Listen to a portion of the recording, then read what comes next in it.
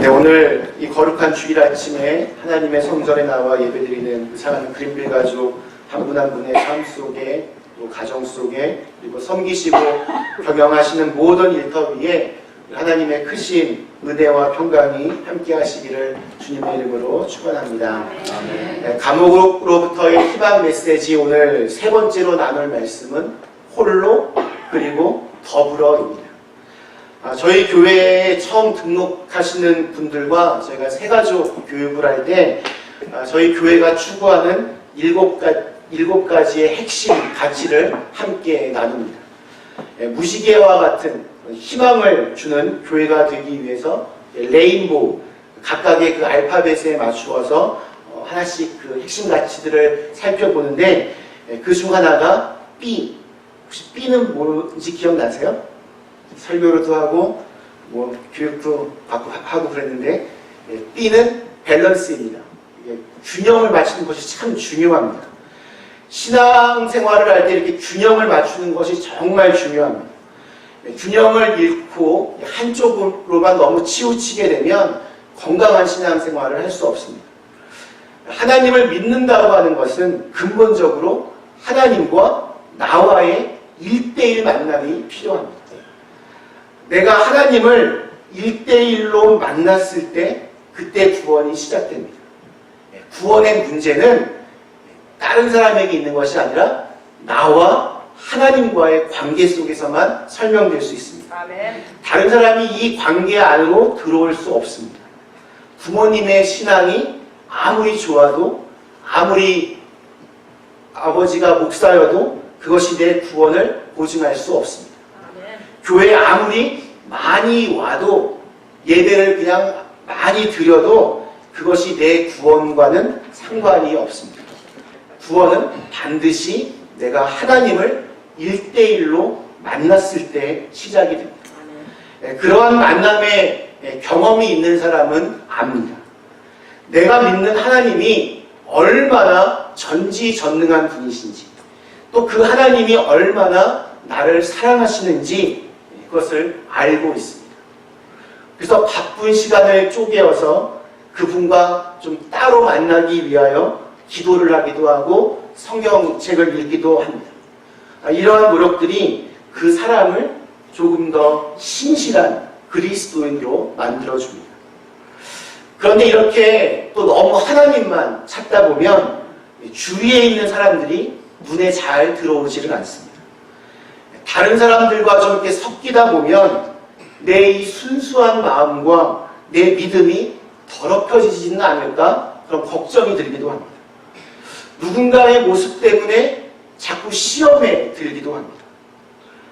그래서 다른 사람들과는 잘 어울리지 못하고 혼자만 열심히 하나님을 찾으면 대개의 경우 이단에 빠질 확률이 높거나, 아니면 바리새인들처럼 다른 사람들을 함부로 판단하고 정죄하는 그런 교만한 사람이 될 확률이 매우 높습니다.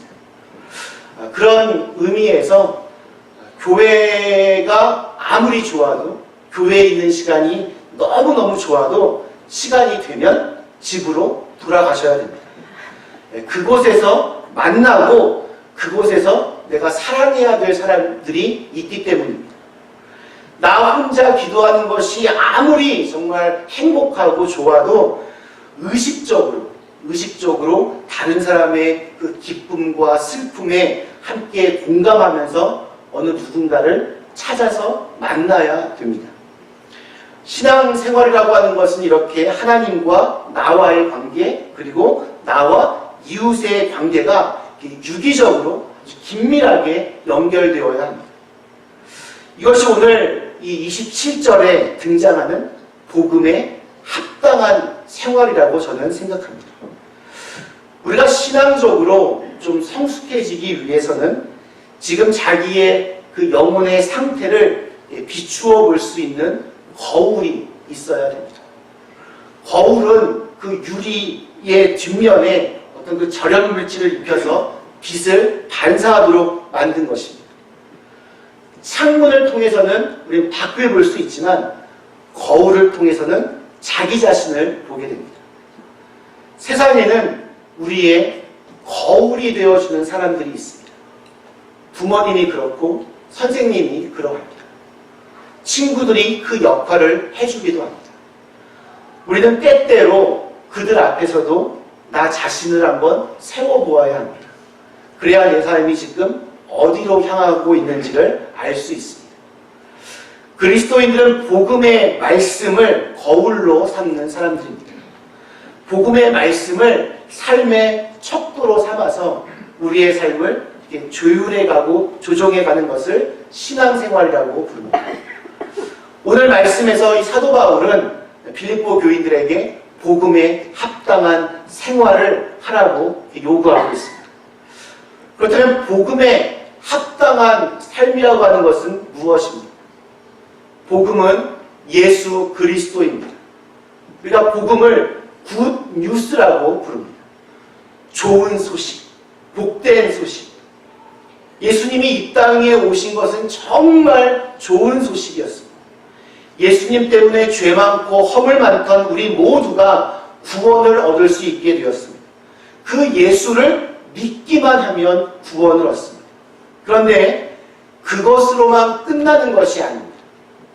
저와 여러분은 그 예수님을 닮아가야 됩니다. 이 땅에 작은 예수가 되어서 누군가에게 좋은 소식을 전해줄 수 있는 사람, 더 나아가서 그 존재만으로도, 그곳에 있는 것만으로도 좋은 소식이 될 수 있는 사람이 저와 여러분이 도전해야 될 사람입니다. 지금 여러분의 모습은 어떠합니까? 누군가에게 좋은 소식입니다. 저는 솔직히 아직 갈 길이 먼 것처럼 느껴집니다. 아마 다른 분들도 비슷할 것입니다. 작은 일에도 정말 쉽게 흔들리고 별것 아닌 일에도 두려워 떨게 됩니다. 28절에서 바울은 구원받은 성도들은 대적하는 자를 인하여 두려워하지 않는 사람이라고 그렇게 정의하고 있습니다. 즉 어떠한 경우에도 두려움에 매이지 않는 것이야말로 내가 구원받았다 라고 하는 것의 증거라고 바울은 말하고 있습니다. 두려움이 없는 삶, 참 여러분 멋진 말 아닙니까? 하지만 우리는 밑도 끝도 없는 그런 두려움에 사로잡힐 때가 참 많이 있습니다. 저는 그 두려움의 뿌리가 자기애, 그러니까 자기를 사랑하는 마음이 아닐까 그렇게 생각해 봅니다. 자기를 사랑하는 것이 결코 나쁜 일은 아닙니다. 그것은 꼭 필요한 일이기도 합니다. 문제는 내가 사랑하고 있는 그 자기라고 하는 것이 도대체 무엇이냐입니다. 우리는 지금 내가 가지고 있는 지위, 재산, 명예, 학력, 인맥, 역할 이런 것들을 자기라고 착각하는 경우들이 있습니다. 그걸 필사적으로 지키려고 하다 보니 인생이 참 힘겹습니다. 소위 명문대학을 나오신 분들은 그 학교의 레벨과 자기를 이렇게 똑같이 놓고 다른 사람들을 대합니다. 그러니 주위에 친구들이 별로 없습니다. 돈이 많은 분들은 내가 경제적으로 성공한 사람이라는 것을 어떻게든 드러내려고 합니다. 좀 약간 우스개 이야기지만 여자분들은 대개의 경우 아주 비싼 명품 가방을 좋아한다고 합니다. 그런가요? 그래서 아주 고가의 그런 아주 고급 브랜드 가방을 한두 개씩은 다 가지고 있는데 그런 것이 없는 분들은 그래도 딴 데 가서 기가 죽기는 싫으니까 소위 짝퉁을 사서 가지고 다닙니다. 멀리서 보면 진짜와 가짜를 절대로 구별할 수 없습니다. 그런데 갑자기 비가 내리기 시작하면 한눈에 딱 알 수 있다고 합니다. 이 짝퉁 가방을 가진 분들은 갑자기 비가 쏟아지면 그 가방을 머리에 이고 황급히 막 뛰어가는데 진짜 비싼 명품 가방을 가진 분들은 그 가방이 젖을까봐 자기 옷 안에 그 가방을 놓고는 그냥 비를 맞으며 이렇게 간다라고 합니다. 이런 이야기가 뭐 인터넷상에 도니까 이런 이야기를 들었던 사람들은 다음에 어떻게 하겠습니까? 그 다음부터는 짝퉁 가방을 든 사람도 갑자기 비가 와도 한번 씩 웃으며 마치 명품 가방인 것처럼 딱 가방을 표만에 넣고 쫄딱 비를 맞으며 걸어갈 것만 같습니다. 이렇게 가방, 시계, 자동차, 옷, 그리고 뭐 살고 있는 집의 가격, 이런 것이 지금 내 가격이라고 그렇게 굳게 믿는 경우들이 참 많은 것 같습니다. 어떤 분들은 사람들과 만나서 정말 뜬금없이 내가 누구를 잘 알고 있고 그 사람이 어떻고 자기의 인맥이 얼마나 화려한지 열변을 토합니다. 내가 비록 지금은 이 모양 이 꼴로 내가 살고 있지만 알고 보면 내가 얼마나 대단한 사람인지를 은연중에 자꾸만 암시를 합니다. 지켜야 할 것이 많은 사람일수록 세상을 아주 불안하게 바라볼 수밖에 없습니다. 지금 주머니에 아주 큰 돈을 가지고 있는 사람들은 거리에 나가서 사람들을 보면 어떤 생각이 듭니까? 혹시 누가 내 이 주머니를 슬쩍 하지는 않을까? 그 불안한 마음을 떨칠 수가 없습니다. 다른 사람들이 다 도둑처럼 보이고 다 나쁜 사람처럼 보입니다. 그러니 어떻게 마음에 평강이 찾아올 수 있겠습니까? 보다 중요한 것은 그 모든 것들은 사실은 잠시 동안 나에게 왔다가 머물다가 가버릴 것들인데 그것이 정말 진정한 나일까 한번 생각해 봤으면 좋겠습니다. 그런 것들은 내가 아니라 나를 둘러싼 껍데기들입니다. 지금 내 삶을 아주 그럴싸하게 포장해주는 것들이 다 사라지고 난 후에 여전히 남아있는 그 모습이 진짜 자기의 모습입니다. 눈을 뜨고 나면 내가 지금 누군가의 덕분에 내가 살고 있구나라는 것을 깨닫게 됩니다. 지금 내 삶을 지탱해 주기 위해서 얼마나 많은 사람들이 수고하고 있습니다. 좀 더 깊이 들여다가 보면 하나님의 사랑이 우리를 그렇게 끝까지 붙잡고 계시는 것을 알 수 있습니다. 세상의 모든 것들이 우리 곁에 머물다가 어느 순간 속절없이 떠나가게 마련이지만 하나님의 사랑은 사라지지 않습니다. 하나님께서 우리를 부르실 때 우리가 가지고 있는 모든 것들은 다 이 세상에 놔두고 가야 되지만 하나님의 사랑을 가슴에 품고 있던 나는 그 모습 그대로 하나님을 만나게 됩니다. 우리는 다 하나님의 사랑 덕분에 사는 사람들입니다. 하나님의 사랑에 대한 근본적인 신뢰를 잃어버리면 그래서 살아갈 용기마저 잃게 됩니다. 하나님의 사랑에 대한 확신을 가진 사람은 두려움에 사로잡히지는 않습니다. 때로는 낙심할 수도 있고 또 두려워할 때도 있지만 그는 넘어진 자리에서 오뚜기처럼 펄떡 일어나서 다시 한번 살아갈 희망을 찾게 됩니다. 임시 방편의 그 자기를 진짜 자기라고 착각하지 않는 사람. 그래서 누가 나를 좀 알아준다라고 해서 교만하지도 않고 누가 나를 좀 외면한다고 해도 낙심하지 않는 사람. 매 순간 하나님께서 주신 이 인생을 아름답게 살아가기 위하여 애쓰는 사람이야말로 진정한 그리스도인이라고 생각합니다. 오늘 바울은 29절에서 하나님의 은혜를 받은 사람이 두 가지의 모습이 있다고 합니다. 하나는 그리스도를 믿는 것이고 다른 하나는 그리스도를 위해 고난을 받는 것이라고 합니다. 이 두 가지가 은혜입니다. 하나님을 믿는 것, 그리스도를 위해 고난을 받는 것. 어떤 분들은 자기의 믿음이 이렇게 잘 자라지 않는다고 걱정을 합니다. 근데 찬찬히 들여다보면 믿음이 도무지 자랄 수 없는 경우들이 참 많이 있습니다. 기도도 하지 않고 하나님의 말씀도 읽지 않고 예배에 열심히 참여하지도 않고 몸으로 헌신하지도 않고 또 교우들과의 사귐에도 소홀하면서 믿음이 자라기를 기대한다면 그게 오히려 이상한 일입니다. 믿음이 자라기 위해서는 무엇보다 중요한 것이 자기의 그 인생의 문제를 가지고 진지하게 하나님 앞에 홀로 앉는 것입니다. 예수님은 공생애를 시작하시기 전에 40일 동안 식음을 전폐하시고 광야에서 기도하셨습니다.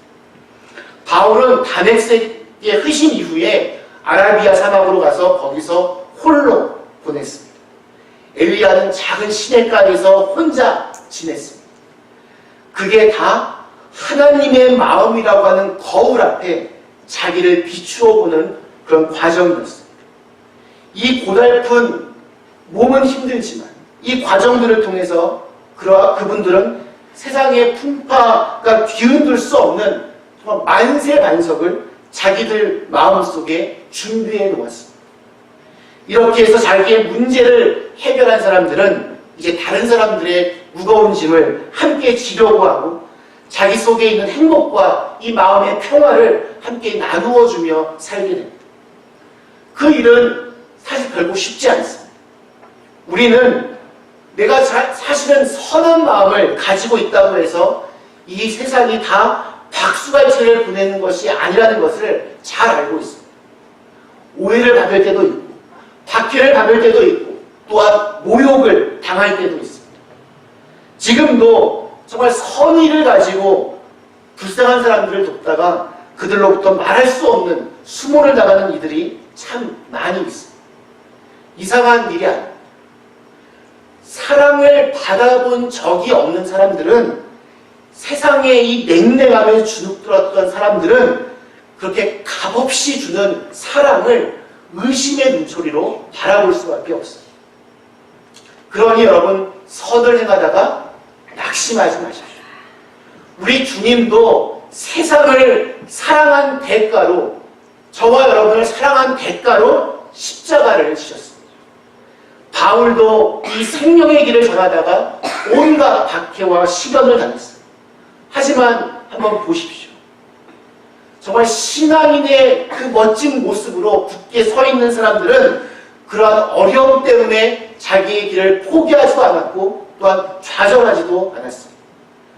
바울은 이렇게 오히려 그것을 고난 당하는 특권이라고 그렇게 설명하고 있습니다. 고난의 풍파를 이렇게 뚫고 나가려는 용기 없이는 우리의 신앙이 자랄 수 없습니다. 거친 바다를 항해하는 배들은 늘 위험에 노출되어 있습니다. 그에 반해서 아주 조용한 항구에 정박해 있는 배는 굉장히 안전해 보입니다. 하지만 그 배가 계속 항구에만 있으면 그것은 배가 아닙니다. 배로서 제 구실을 하지 못하기 때문에 그냥 쓸모없는 그런 배에 불과합니다.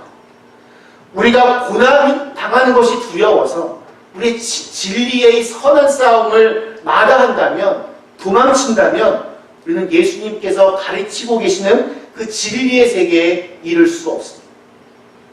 그렇다면 어떻게 그렇게 길고 긴 이 영적 싸움에서 자기를 잘 지켜나갈 수 있겠습니까? 단언하건대 혼자서는 절대로 감당할 수 없습니다.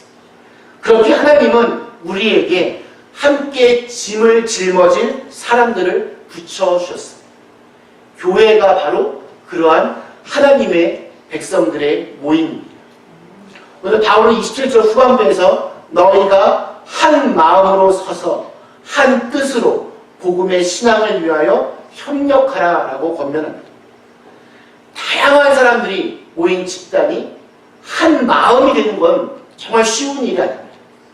하지만 우리가 한 마음을 가질 수 있다라고 할 때 그 근거는 예수 그리스도이십니다. 마귀의 전략은 언제나 똑같습니다. 나누고 지배하는 겁니다. 마귀는 마귀가 틈을 탄 이 공동체는 배가 산으로 가는 격이 됩니다. 서로 그냥 누가 잘났네, 누구 말이 맞네 싸우다가 다투는 동안 성령의 불꽃은 점점 사라지고 하나님의 영은 떠나가게 되어 있습니다. 남과 어울릴 줄 아는 사람. 참 귀한 말입니다. 그런데 어울림 속에서 자기를 잃어버리는 것도 문제입니다. 그런 면에서 저와 여러분은 예수님을 닮아야 합니다. 저는 바리새인들이 부른 예수님의 별명이 저는 참 마음에 듭니다. 먹기를 탐하고 포도주를 즐기는 사람이에요. 세리와 죄인의 친구다. 이 별명이야말로 예수님의 삶이 어떠했는지를 그 특징을 아주 잘 보여주고 있습니다. 예수님은 너무 거룩하고 너무 우울한 그런 것을 가르치는 분이 아니었어요. 예수님이 계신 곳마다 잔치가 벌어졌습니다. 예수님은 아마 포도주를 즐기신 것 같습니다. 와인인 거죠. 하지만 예수님은 술꾼은 아니었습니다. 죄 많고 미천한 인생들과 기쁘게 열려있는 마음으로 함께 어울리셨지만 한순간도 당신의 본분을 잃어버리지는 않으셨습니다. 함께 어울렸지만 똑같아지지는 않았습니다. 그분은 언제나 따로 시간을 내어서 하나님 앞에 홀로 서 있는 시간을 가졌기 때문입니다. 말씀 마치겠습니다. 사랑하는 그림 가족 여러분, 어느 선교사님이 그 일본의 오지 섬들을 다니며 열심히 선교 활동을 하셨습니다. 어느 날 해가 저물었는데 한 사람이 이 선교사님에게 오더니 다른 조그만 섬에서 매우 이 복음을 듣고 싶어하는 사람들이 있으니 가서 그들 좀 만나달라고 요청을 했습니다. 근데 그날따라 이분이 너무 몸이 피곤했습니다. 그래서 이렇게 말을 합니다.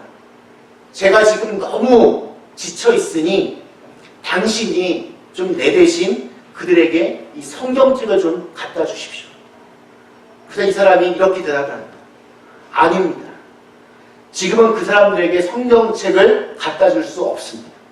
성경책은 성도사님이나 저처럼 글을 읽을 줄 아는 사람이 볼 수 있는 책입니다. 그러나 그 섬에 있는 대부분의 사람들은 글을 읽을 줄 모릅니다. 대신에 그 사람들은 당신을 읽고 있습니다. 지금도 우리 주위에는 저와 여러분의 모습 속에서 복음이 무엇인지를 읽고 있는 사람들이 있습니다. 우리의 말과 행동 하나하나가 그들에게는 그리스도인으로 산다고 하는 것이 무엇인지를 그렇게 보게 하고 읽게 해줍니다. 복음에 합당한 생활을 하기 위해서 하나님 앞에 홀로 그리고 사람들과 더불어서 자신의 인생을 더욱 가치 있고 고귀하게 만들어가는 저와 여러분이 다 되실 수 있기를 주님의 이름으로 간절히 축원합니다. 잠시 주신 말씀을 생각하면 잠시 기도하겠습니다.